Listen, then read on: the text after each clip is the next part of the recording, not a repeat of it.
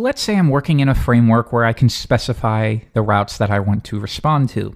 Normally, you will set your route, you will respond accordingly, and then maybe you'll view that in the browser to test it. And that certainly works fine enough. But let me show you a plugin that makes this a little bit easier for quick checks. We will install it through package control, install, and it's called HTTP Requester. So now let's try this out. Why don't we do something like this? When the user requests the home page, we're going to grab all of the users. Don't worry about the syntax here. That really has very little to do with this lesson. So we're going to grab the users, and why don't we do response? We're going to add this as eloquent, and I'll send in the users. So now let's take a look at the manual way of testing to see what this does for us. We run it, and sure enough, we get this little bit of JSON with a couple of rows from the users table. But now I'll show you how to do this directly from the editor. We've installed that HTTP Requester plugin, so now check this out. I can add a URL, we'll do laravel.dev, and now I will run this through the plugin by selecting it and clicking on the Mac Command Option R.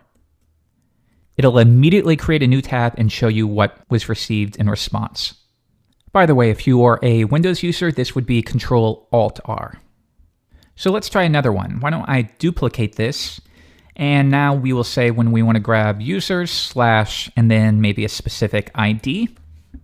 We'll fetch that ID, and then we will find the one user that has that specific ID.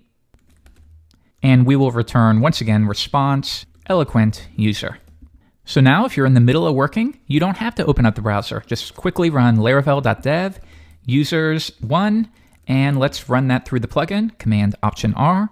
And yep, we get a 200 response, and we did return the user with an ID of 1. Now, as I understand things, at the time of this writing, only the get verb is supported, but I believe support for the others is on its way. Finally, if you can't remember what that shortcut is, it's also available in the right-click menu. So I right-click, HTTP Requester, and now we do get that result. So if we try to request something that doesn't exist, maybe edit, we haven't written that one just yet, we run it, and now we do get a 404. So that's a helpful reminder when you're in the middle of working and you don't feel like switching over to your browser to try out a specific route.